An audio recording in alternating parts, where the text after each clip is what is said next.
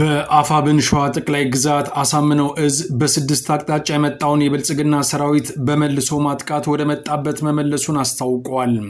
የፋኖን ምት መቋቋም የተሳነው ይኸው የብልጽግና ሰራዊትም ወደ 4 ቀበሌዎች በመግባት በህዝቡ ላይ ዘረፋ ፈጽመዋል ተብሏል። ሙሉ መረጃውን የምትሰሙት ይሆናል።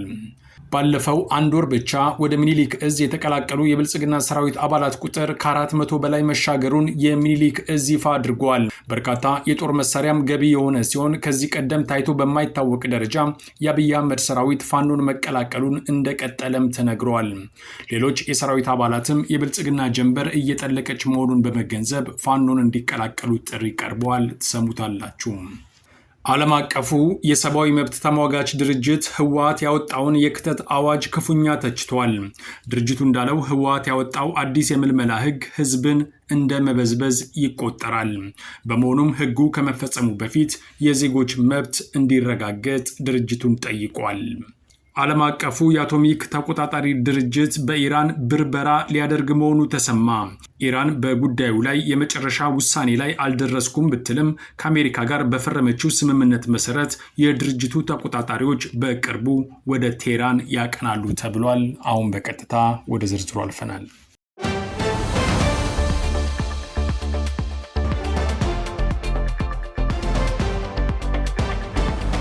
የአፋብን ሸዋ ጠቅላይ ግዛት አሳምነው እዝ ከሰም ኮር ስር የሚገኙ 3 ክፍለ ጦሮች በቅንጅት በወሰዱት ወታደራዊ እርምጃ በከሰም ቀጠና ከፍተኛ ድል መመዝገቡ የግንባር መረጃው አመልክቷል።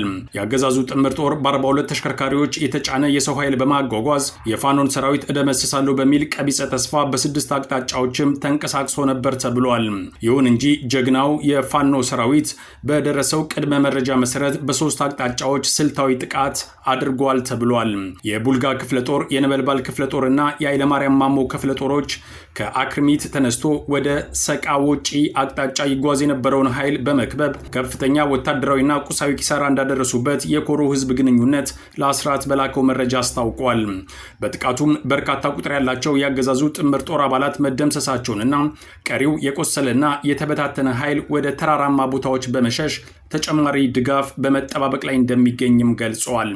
የሸዋ ጠቅላይ ግዛት አሳምነው እዝ ከሰም ኮር የደረሰበትን ከባድ ምት መቋቋም ያቃተውን የአገዛዙ ጥምር ጦር በአካባቢው በሚገኙ 4 ቀበሌዎች ማለትም በስቻታ፣ በጎርፎ፣ በአክሪሚትና በሰቃጮ ቀበሌ ላይ ጥቃትና ዘረፋ ፈጽመዋል ተብሏል።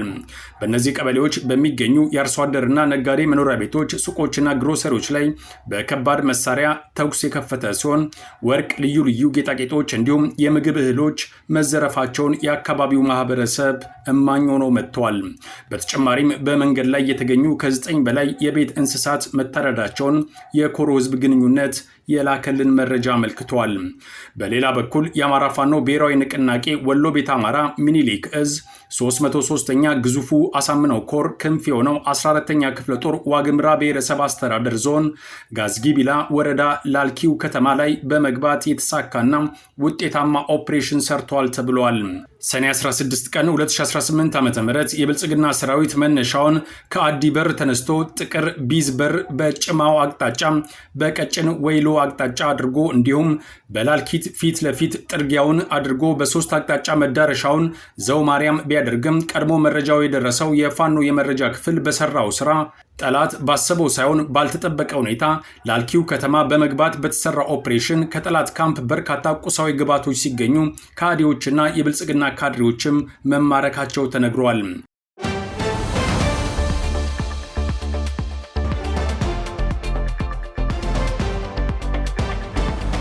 ባለፉት 30 ቀናት ውስጥ ከ420 በላይ ያገዛዙ ኃይልና 322 የጦር መሳሪያ ከ28000 በላይ ተተኳሽ ጋር ወደ ሚኒሊክ እዝ ገቢ መደረጉ ተነገረ።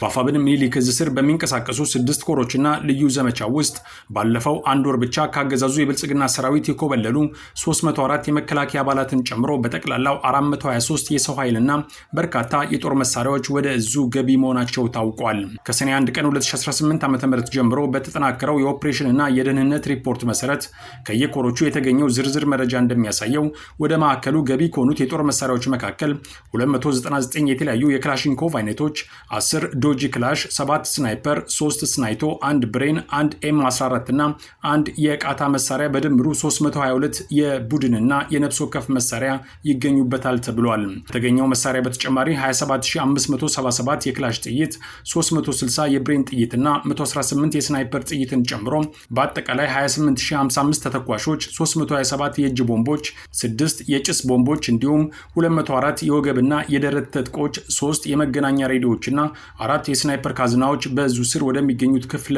ጦሮች ገቢ መደረጋቸው ታውቋል። ይህንን ከፍተኛ የሰው ኃይልና የትጥቅ ስምሪት በተመለከተ ከየክፍሎቹ የተገኘው ሪፖርት እንደሚጠቁመው ወደ 102ኛ ኮር ስር ለሚገኙ 12ኛ 49ኛ እና 65ኛ ክፍለ ጦሮች 62 አባላትና 62 መሳሪያዎች እንዲሁም 6960 የክላሽ ጥይትና 116 ቦምቦች ገቢ ሆነዋል። የ303ኛ አሳምነው ኮር ዋና መምሪያ ክፍለ ጦሮቹ በበኩላቸው 24 የክፍለ ጦርና የሻለቃ አመራሮችን ጨምሮ 56 አባላትን፣ 57 መሳሪያዎችንና 4190 የክላሽ ጥይቶችን ማርከዋል።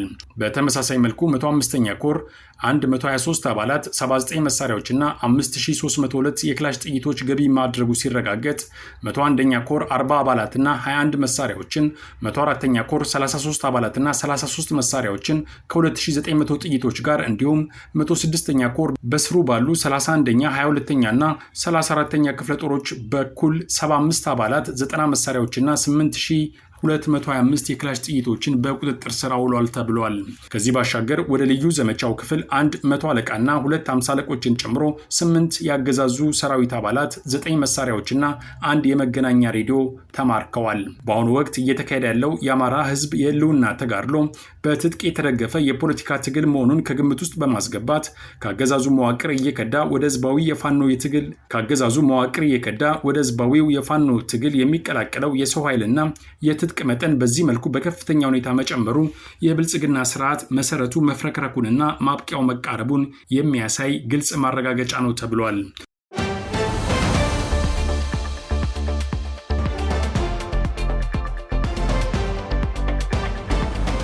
የትግራይ ክልል መሪዎች ለወታደራዊ ግዳጅ ምልመላ ለማድረግ ኃይል የሚሰጣቸውንና ተቃዋሚዎችን እንዲቀጡ መንገድ የሚጠርግላቸውን ረቂቅ አዋጅ እንዲሰርዙ ሂውማን ራይትስ ዎች በጥብቅ አሳስበዋል።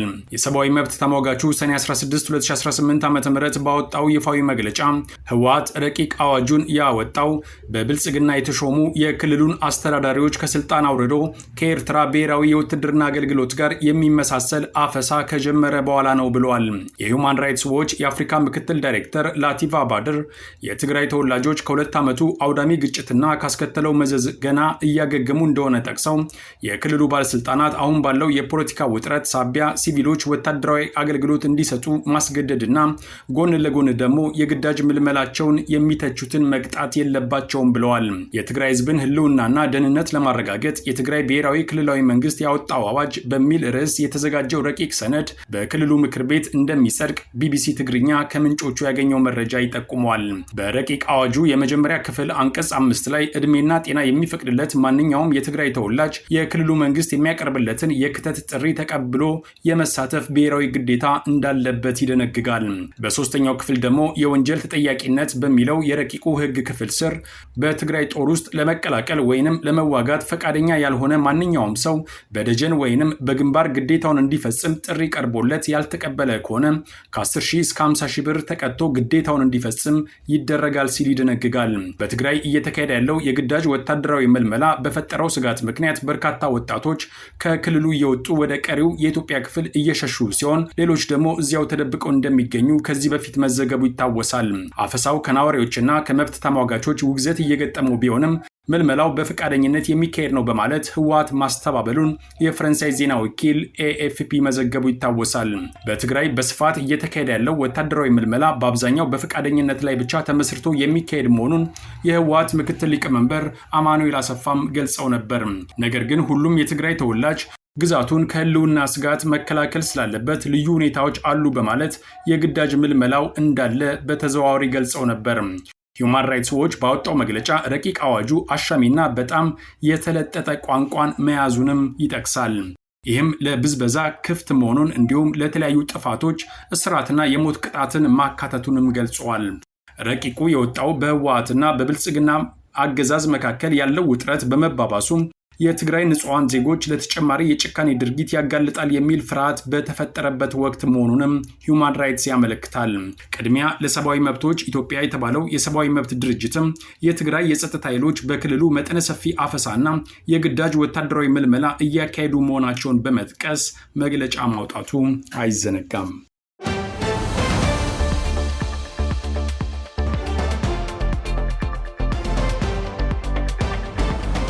የዓለም አቀፉ የኒውክሌር ተቋም ኃላፊ አሜሪካና ኢራን በደረሱት የመጀመሪያ ደረጃ የሰላም ስምምነት መሰረት ተቆጣጣሪዎች በቴህራን የኒውክሌር ጣቢያዎችን ተገኝተው ምርመራ እንደሚያደርጉ አስታውቀዋል። የዓለም አቀፉ አቶሚክ ኤነርጂ ዋና ዳይሬክተር ራፋኤል ግሮሲ ጃፓን ውስጥ ከጋዜጠኞች ጋር በነበራቸው ቆይታ በእርግጥም ምርመራ ይካሄዳል ብለዋል።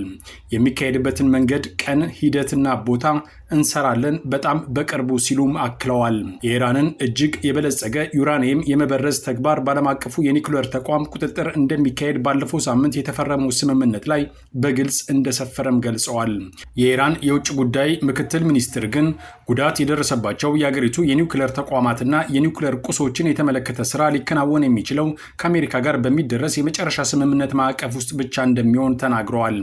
የዓለም አቀፉ አቶሚክ ኤነርጂ ዋና ዳይሬክተር ይህንን አስተያየት የሰጡት የአሜሪካ የውጭ ጉዳይ ሚኒስትር ማርክ ሮቢዮ ስለ ስምምነቱ ለመወያየት የባህረ ሰላጤውን ሀገራት እየጎበኙ ባለበት ወቅት ነው። አሜሪካና ኢራን የተፈራረሙት የመጀመሪያ ደረጃ ስምምነት ቴህራን በሆርሙዝ ወሽመጥ የሚደረግ የመርከቦች ጉዞን እንደምፈቅድ፣ ዋሽንግተን ደግሞ በኢራን ወደቦች ላይ የጣለችውን የጉዞ እገዳ እንደምታነሳ ያትታል። ባለፉት ቀናት የተመድ የኒውክሌር ተቆጣጣሪዎች ወደ ቴህራን የመግባታቸው ጉዳይ ላይ አሜሪካና ኢራን የተቃረነ አስተያየት ሰጥተዋል ተብሏል። የአሜሪካ ምክትል ፕሬዚደንት ጄዲ ቫንስ በስዊዘርላንድ ከኢራን ዋና ተደራዳሪ ጋር ካደረጉት ንግግር በኋላ ቴህራን የዓለም አቀፉ አቶሚክ ኤነርጂ ተቆጣጣሪዎች ወደ አገሪቱ እንዲመለሱ ለመጋበዝ ተስማምታለች ሲሉም ተደምጠዋል። በቀጣዩ ቀን አስተያየት የሰጡት የኢራን የውጭ ጉዳይ ሚኒስትር ቃል አቀባይ ግን በጉዳዩ ላይ የተደረገ ምንም ዝርዝር ውይይት እንደሌለ ተናግረዋል። ኢራን የተቋሙ ተቆጣጣሪዎች ባለፈው ዓመት ከእስራኤል ጋር በተደረገው የ12 ቀናት ጦርነት ድብደባ ወደ ተፈጸመባቸው የኒውክሌር ተቋማት እንዲሄዱ የማድረግ እቅድ እንደሌላትም ገልጸዋል። በሌላ በኩል የአሜሪካና ኢራን ቴክኒካዊ ንግግር በሚቀጥለው ሳምንት በድጋሚ እንደሚጀመር የአሸማጋዩዋ ፓኪስታን የውጭ ጉዳይ ሚኒስትር አስታውቀዋል። ምናልባትም ማክሰኞ ዕለት ይጀምራል የተባለው ቀጣዩ ቴክኒካዊ ንግግር የሚካሄድበት ቦታ ግን ይፋ አልተደረገም። ስዊዘርላንድ ውስጥ የተካሄደው የሁለቱ ሀገራት የመጀመሪያ ዙር ንግግር እሁድ ዕለት ከተጠናቀቀ በኋላ የሁለቱ ሀገራት ከፍተኛ ባለስልጣናት ስዊዘርላንድን ለቀው ሄደዋል። የቴክኒክ ልዑካናቸው ግን ሰኞ ዕለትም ንግግር ማድረግ ቀጥሏል። ማክሰኞ ዕለት የኢራን የውጭ ጉዳይ ምክትል ሚኒስትር ኬዛን ቫርባዲ የመጀመሪያ ዙር የቴክኒክ ንግግር መጠናቀቁን አስታውቀዋል። ተደራዳሪዎቹ የማዕቀብ መነሳት፣ የኒውክሌር ጉዳይ፣ የኢኮኖሚ መልሶ ግንባታና ልማት እንዲሁም የቁጥጥርና ትግበራ ጉዳዮች ላይ የሚሰሩ 4 ቡድኖችንም ማቋቋማቸውን ገልጸዋል። እነዚህ የሥራ ቡድኖች አሜሪካና ኢራን የፈረሙትን የመግባቢያ ስምምነት ቴክኒካዊ ዝርዝር ጉዳዮች አፈጻጸምን የመከታተል ኃላፊነት ይኖራቸዋል ተብሏል።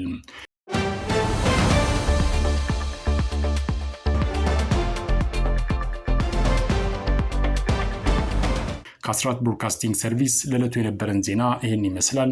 አብራችሁን ስለነበራችሁ ከልብ እናመሰግናለን። በያላችሁበት ሰላም